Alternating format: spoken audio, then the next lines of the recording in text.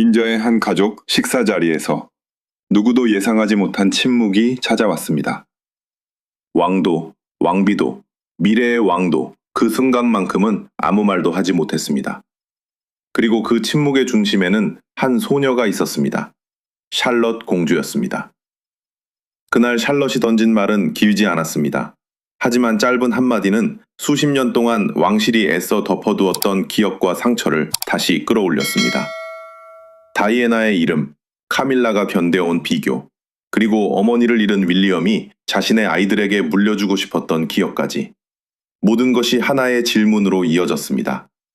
왕실은 사람들에게 어디에 서야 하는지, 어떻게 인사해야 하는지, 어떤 호칭을 사용해야 하는지 정할 수 있습니다. 그러나 마음까지 명령할 수 있을까요? 더 놀라운 것은 윌리엄의 반응이었습니다. 그는 딸을 꾸짖지 않았습니다. 오히려 샬럿을 바라보며 왜 이런 순간이 찾아왔는지를 생각하기 시작했습니다. 그리고 캐서린이 딸을 따라 방을 나선 순간 이 이야기는 단순한 예절 문제가 아니라는 사실이 드러나기 시작했습니다. 샬럿은 몇 주 동안 아무에게도 말하지 않은 무언가를 마음속에 품고 있었습니다. 윈저의 오후는 겉보기에는 평온했습니다. 긴 복도 끝으로 햇빛이 들어왔고 가족 식사는 공식 일정도 아니었습니다. 찰스와 카밀라, 윌리엄과 캐서린, 그리고 조지, 샬럿, 루이스까지 한자리에 모였습니다. 최근 몇 년 동안 왕실을 짓눌렀던 건강 문제와 긴장 때문에 오히려 이런 사적인 시간은 더 조심스럽고 더 소중하게 여겨졌습니다. 특히 윌리엄에게 가족의 의미는 예전과 달라져 있었습니다. 아버지 찰스의 암 진단, 캐서린의 치료와 회복 과정은 그에게 왕위 계승보다 먼저 지켜야 할 것이 무엇인지 다시 묻게 했습니다. 밖에서는 미래의 국왕이었지만 식탁 앞에서 그는 새 아이의 아버지였습니다. 어린 시절부터 카메라와 가족의 갈등이 어떻게 서로를 파고드는지 지켜본 사람에게 아이들의 평온은 단순한 사생활이 아니라 반드시 지켜야 할 경계였을지도 모릅니다. 처음에는 아무 일도 없었습니다. 카밀라는 일부러 가벼운 이야기를 꺼냈고 캐서린도 자연스럽게 대화를 이어갔습니다. 조지는 조용히 듣고 있었고 루이스는 때때로 시선을 다른 곳으로 돌렸습니다. 샬럿 역시 평소처럼 차분해 보였습니다. 누구도 몇 분 뒤 이 평범한 식사가 오랫동안 기억될 장면으로 바뀔 것이라고 예상하지 못했습니다. 문제는 아주 사소한 표현에서 시작됐습니다. 가족과 세대에 관한 이야기가 지나가듯 등장했고 카밀라가 한마디를 덧붙였습니다. 그 순간 샬럿이 고개를 들었습니다. 목소리는 높지 않았고 표정도 거칠지 않았습니다. 오히려 너무 차분해서 주변의 공기를 더 무겁게 만들었습니다. 샬럿이 짧게 대답하자 방 안에서 웃음이 사라졌습니다. 찰스는 손을 멈췄고 카밀라는 아무 말도 하지 않았습니다. 캐서린은 딸의 얼굴을 바라봤습니다. 그러나 가장 눈에 띄는 사람은 윌리엄이었습니다. 왕실 예절에 익숙한 아버지라면 즉시 아이의 말을 바로잡았을 법한 순간이었습니다. 하지만 그는 샬럿을 꾸짖지 않았습니다. 대신 마치 그 말 뒤에 숨은 이유를 찾으려는 사람처럼 딸을 바라봤습니다. 바로 그 반응이 이상했습니다. 만약 단순한 무례였다면 설명은 어렵지 않았을 것입니다. 그러나 윌리엄은 딸의 태도에서 분노보다 결심에 가까운 무언가를 읽은 듯했습니다.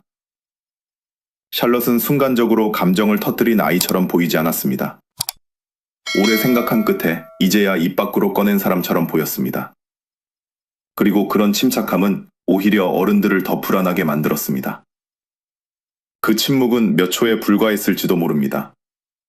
그러나 때로 한 가족의 역사는 몇 초 안에 모습을 드러냅니다. 한 세대가 감추려했던 기억, 다음 세대가 견뎌온 상처, 그리고 아무 책임도 없는 아이가 물려받은 감정까지 말입니다. 왕실에서는 어디에 서고 어떻게 인사할지는 정할 수 있습니다. 하지만 마음속에서 누구를 가족이라 부를지는 전혀 다른 문제였습니다. 캐서린은 곧 샬럿을 따라 자리에서 일어났습니다. 복도로 나간 뒤에도 그녀는 먼저 잘못을 따지지 않았습니다. 왜 그런 날을 했는지, 무엇이 마음에 남아 있었는지를 물었습니다. 샬럿은 바로 대답하지 않았습니다. 잠시 망설인 뒤 몇 주 전 있었던 한 장면을 떠올리기 시작했습니다. 그리고 바로 그 순간 윌리엄은 처음으로 깨닫기 시작했습니다. 오늘 식탁에서 벌어진 일은 오늘 시작된 일이 아니었습니다. 그의 딸은 이미 몇 주 전부터 아무에게도 말하지 않은 무언가를 혼자 품고 있었습니다. 그 비밀의 중심에는 카밀라만이 아니라 오래전에 세상을 떠난 한 여인의 이름까지 놓여 있었습니다. 카밀라에게 그날의 침묵은 단순한 불편함이 아니었습니다. 수십 년 동안 그녀를 따라다닌 오래된 질문이 다시 눈앞에 나타난 순간에 가까웠습니다. 사람들은 그녀가 어떤 자리에 앉는지, 어떤 왕관을 쓰는지, 어떤 호칭으로 불리는지를 끊임없이 바라봤습니다.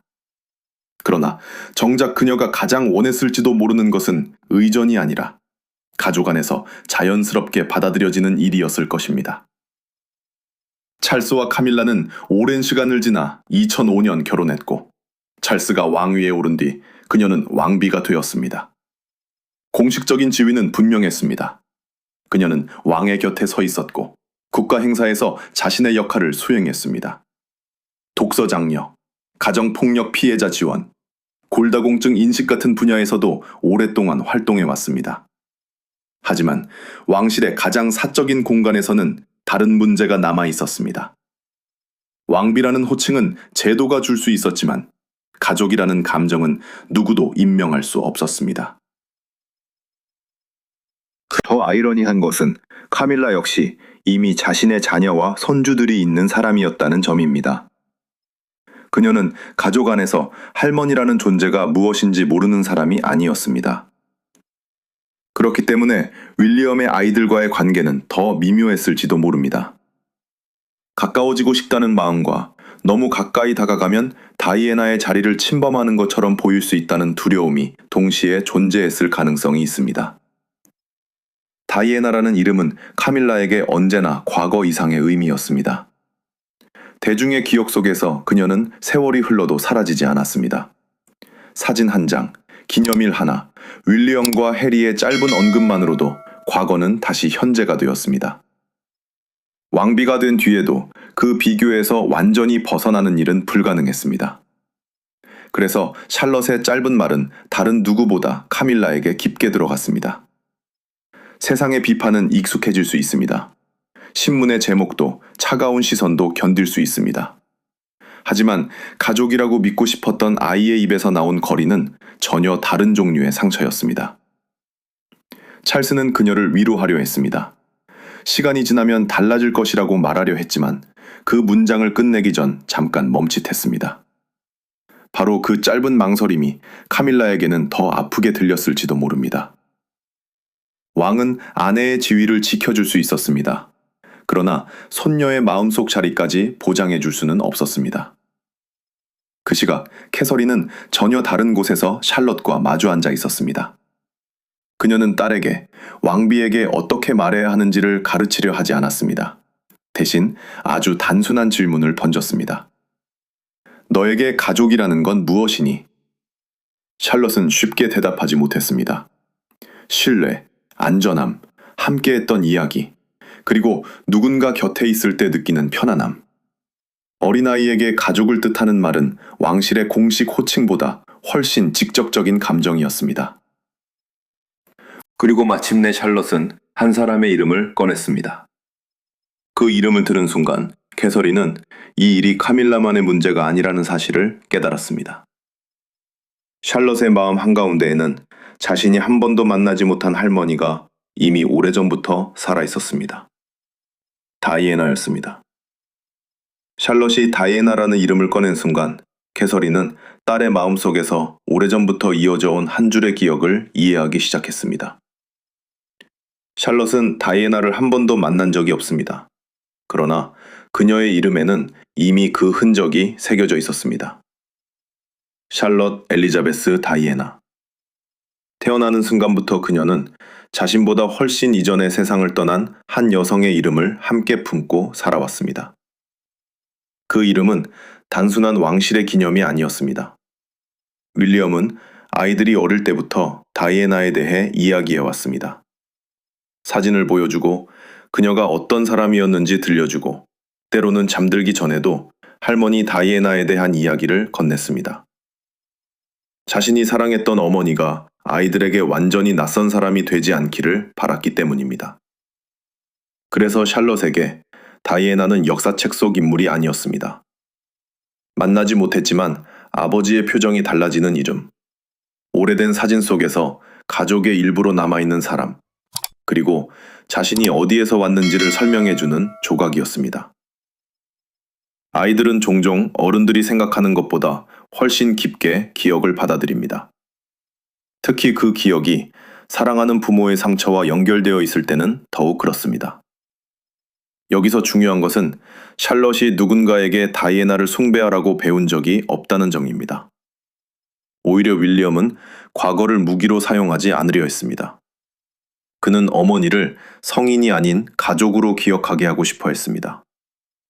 따뜻했던 순간도, 웃음도, 자신이 어머니에게서 받은 사람도 아이들에게 전했습니다. 하지만 바로 그 과정이 샬럿에게 한 가지 분명한 감정을 만들어 주었습니다. 다이애나는 사라진 사람이 아니라 기억해야 할 가족이라는 것이었습니다. 샬럿의 위치 역시 평범하지 않았습니다. 그녀는 왕이 계신 서열 상위에 있는 아이이자 남동생이 태어나도 자신의 순위가 밀리지 않는 새로운 시대의 왕실에서 성장하고 있습니다. 법과 전통이 조금씩 바뀌는 모습을 자연스럽게 보며 자란 아이에게 가족 안에서 자신의 감정을 스스로 정의하려는 마음이 생기는 것은 이상한 일이 아니었을지도 모릅니다. 캐서린은 그제야 딸이 왜 그토록 단호했는지 조금씩 이해했습니다. 문제는 카밀라를 미워하느냐가 아니었습니다. 샬럿은 자신이 이미 사랑하고 있는 기억을 누군가가 밀어내려 한다고 느꼈던 것입니다.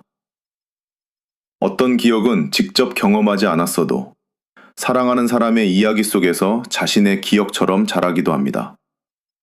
그리고 그 감정은 어느 날 갑자기 생긴 것이 아니었습니다.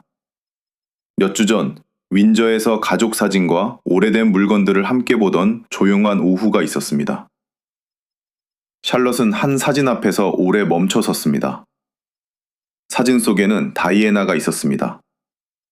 샬럿은 아무렇지 않게 그녀를 할머니 다이애나라고 불렀습니다. 바로 그때 카밀라가 방 안으로 들어왔습니다. 그 뒤에 이어진 몇 마디는 어른들에게는 금방 잊힐 만큼 짧았습니다. 하지만 샬롯에게는 달랐었습니다. 그날 이후 그녀는 사진을 보는 방식도 카밀라를 바라보는 방식도 조금씩 달라지기 시작했습니다. 그리고 아무도 몰랐습니다. 그 조용한 변화가 결국 윈저의 식탁을 얼어붙게 만들 것이라는 사실을. 그날 윈저의 작은 방에는 오래된 가족 사진 몇 장과 몇 가지 유품이 놓여 있었습니다. 공식 행사가 아니라 아이들에게 가족의 역사를 자연스럽게 보여주기 위한 사적인 시간이었습니다. 윌리엄은 사진마다 길게 설명하지 않았습니다. 그날 누가 누구였는지, 어떤 웃음을 가졌는지, 자신이 무엇을 기억하는지만 조용히 들려주었습니다. 샬롯은 다이애나의 사진 앞에서 유난히 오래 머물렀습니다. 그리고 아주 자연스럽게 할머니 다이애나 라고 말했습니다.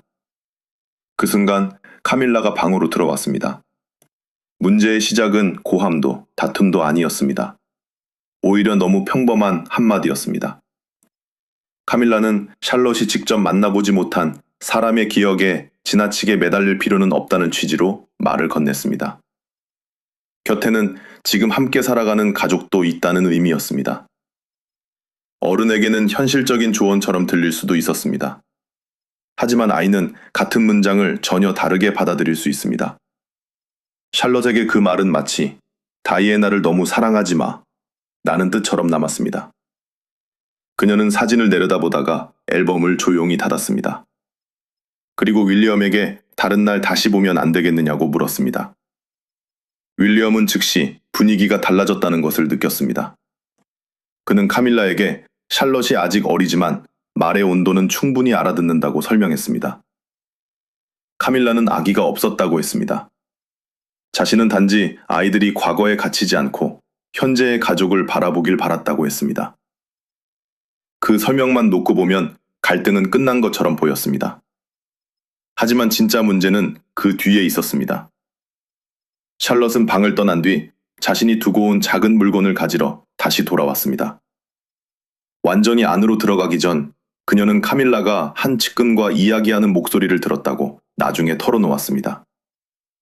다이애나에 대한 이야기가 아이들에게 계속 반복되면 혼란을 줄 수 있다는 취지의 말이었습니다. 누구도 샬럿이 듣고 있다는 사실을 몰랐습니다. 어른들에게는 몇 초짜리 대화였습니다. 샬럿에게는 그렇지 않았습니다. 그 순간 그녀의 머릿속에서는 아주 단순하면서도 잔인한 결론이 만들어졌습니다. 다이애나를 기억하는 일이 누군가에게 불편한 것이라면 자신이 그 기억을 지켜야 한다는 생각이었습니다.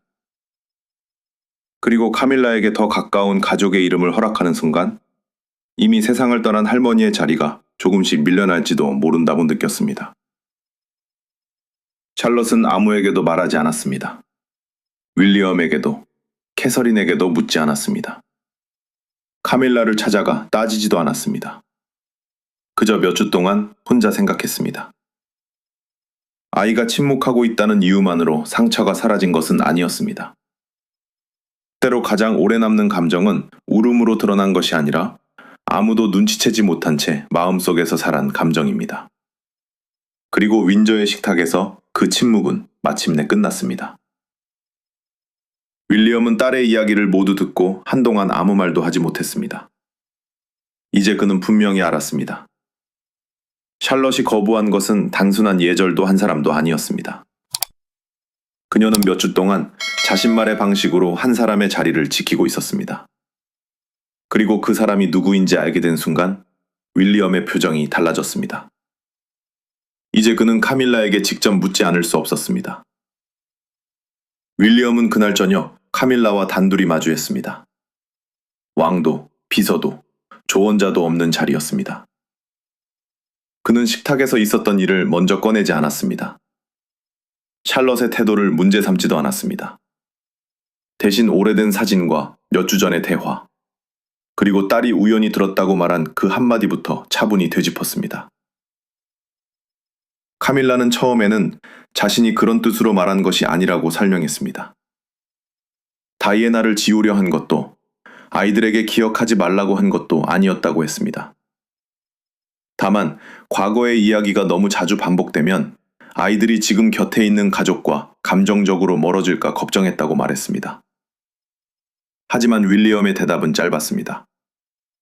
의도가 상처를 없애주지는 않는다는 것이었습니다. 그는 샬롯이 몇 주 동안 어떤 결론을 혼자 품고 있었는지 설명했습니다. 딸은 카밀라를 미워해서 거리를 둔 것이 아니었습니다. 오히려 자신이 카밀라를 더 가까운 가족으로 받아들이면 세상을 떠난 다이애나의 자리가 조금씩 지워질 수 있다고 믿고 있었습니다. 한 사람을 받아들이기 위해 다른 한 사람을 밀어내야 한다는 잘못된 계산을 어린아이가 혼자 하고 있었던 것입니다. 그 말을 듣는 순간 카밀라의 방어적인 태도도 조금씩 흔들렸습니다. 그녀는 다이애나라는 이름이 자신에게 얼마나 복잡한 감정을 불러오는지 인정했습니다. 수십 년 동안 계속된 비교 속에서 어떤 기억은 자신이 영원히 이길 수 없는 경쟁처럼 느껴질 때가 있었다고 말했습니다. 왕비가 되었어도 사라지지 않는 그림자였습니다. 그러나 윌리엄은 물러서지 않았습니다. 샬럿은 누구에게도 경쟁을 요구한 적이 없다고 했습니다. 다이애나를 기억하는 것과 카밀라를 존중하는 것은 동시에 가능하며 그 둘을 선택의 문제로 만든 것은 아이가 아니라 어른들의 오래된 상처라고 지적했습니다. 그리고 마침내 식탁을 얼어붙게 삼집게 만든 단어가 다시 등장했습니다. 할머니. 윌리엄은 분명한 선을 그었습니다. 공식적인 자리에서 아이들은 카밀라의 지위를 존중할 것이고 필요한 호칭을 정확히 사용할 것입니다. 그러나 사적인 가족관계에서 어떤 이름을 쓸지는 강요하지 않겠다고 했습니다. 사람처럼 들리는 말을 억지로 입에 올리게 한다면 그 순간부터 그 말은 사랑이 아니라 의무가 되기 때문이었습니다. 카밀라는 조용히 물었습니다. 이것이 단순히 윌리엄 개인의 생각인지 아니면 아이들에 대한 새로운 원칙인지.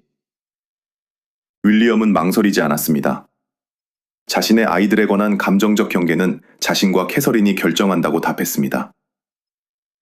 그 순간 카밀라는 자신이 진짜로 두려워했던 것이 무엇인지 마주하게 됐습니다.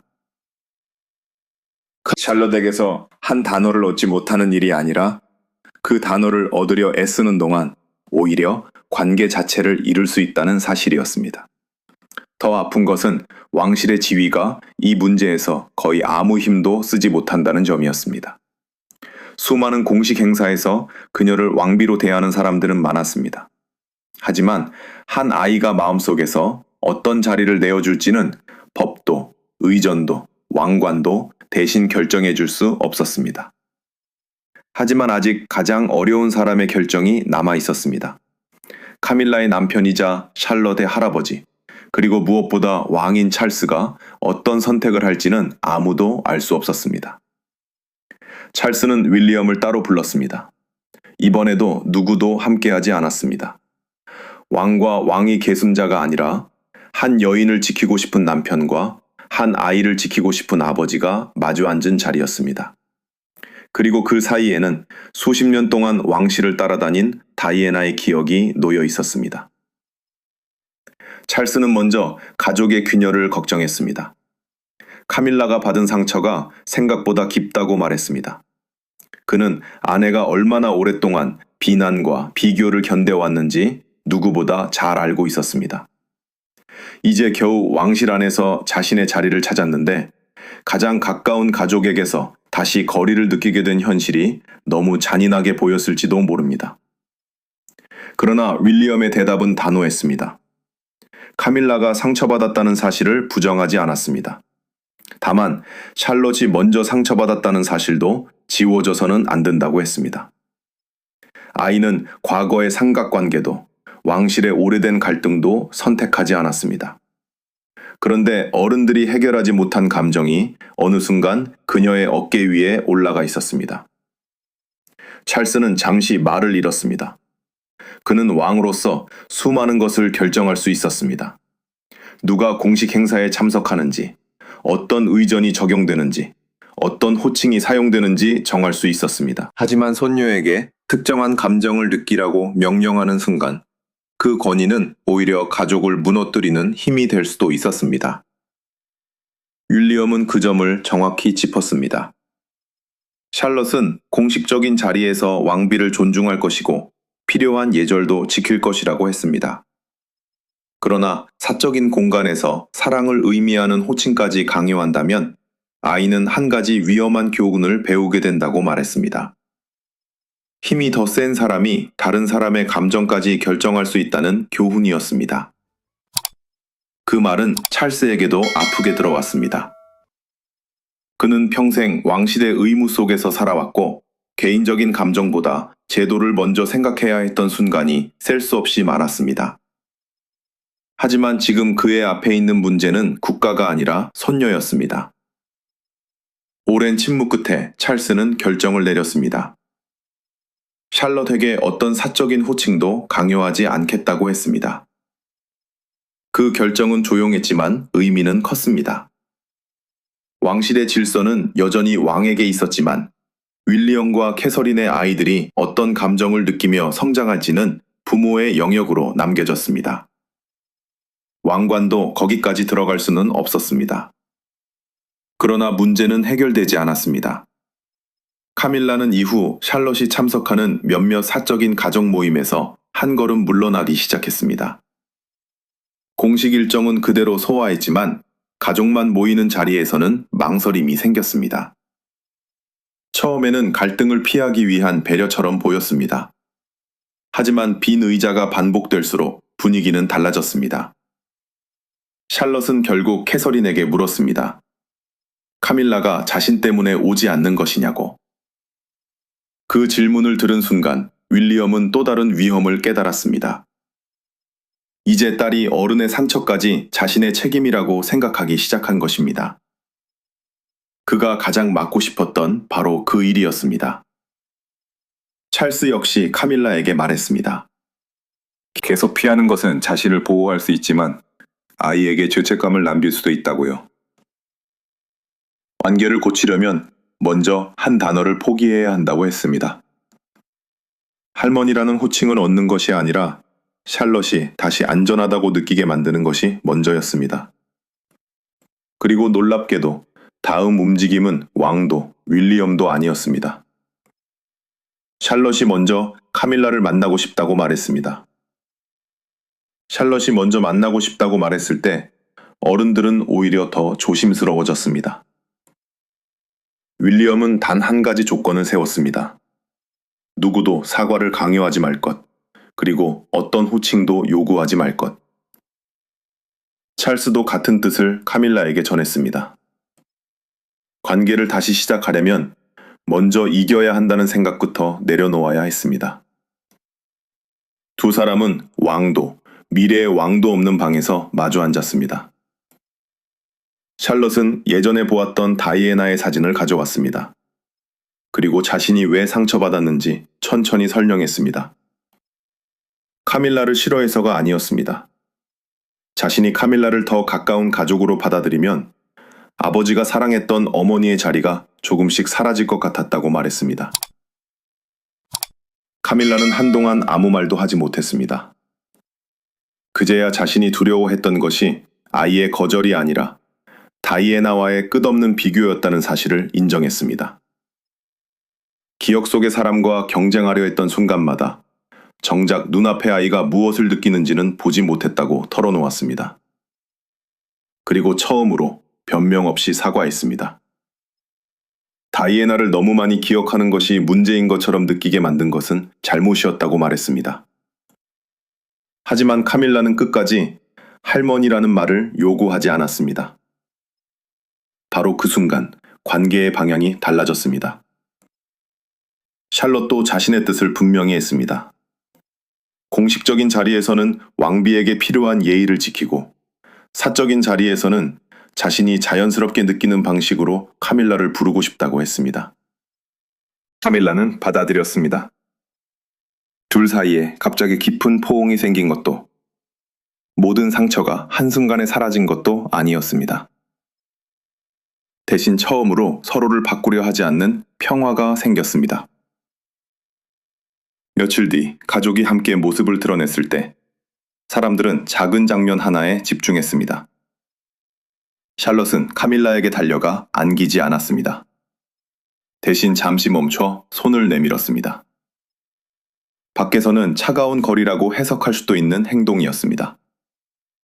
하지만 두 사람에게 그 악수는 전혀 다른 의미였습니다. 강요되지 않은 존중, 그리고 억지로 꾸며내지 않은 관계였습니다. 찰스는 왕실이 상황을 설명해야 하는지 고민했지만 윌리엄은 반대했습니다. 샬럿의 감정을 왕실 이미지 회복에 이용해서는 안 된다고 했습니다. 뜻밖에도 카밀라가 그의 편에 섰습니다. 오해를 받더라도 아이의 사적인 마음까지 공개해서는 안 된다고 말했습니다. 처음으로 그녀는 자신의 체면보다 샬럿의 경계를 먼저 지켰습니다. 그 이후 가장 큰 변화는 호칭이 아니었습니다. 카밀라는 더 이상 다이애나의 이름이 나올 때마다 자신이 밀려나는 사람처럼 반응하지 않았고, 샬럿 역시 카밀라를 받아들이는 것이 누군가를 배신하는 일이라고 생각하지 않게 되었습니다. 마지막 가족 모임이 끝날 무렵, 샬럿은 문 앞에서 카밀라에게 다음 주에도 올 것이냐고 물었습니다. 카밀라는 잠시 놀란 뒤 아주 기쁘게 오겠다고 답했습니다. 샬럿은 끝내 그 한 단어를 사용하지 않았습니다. 하지만 역설적으로 그 말을 강요하지 않게 된 순간부터 두 사람은 처음으로 서로에게 다가갈 수 있었습니다. 왕실은 호칭을 정할 수 있습니다. 그러나 진짜 가족이 되는 순간은 마음이 스스로 문을 열 때 시작됩니다.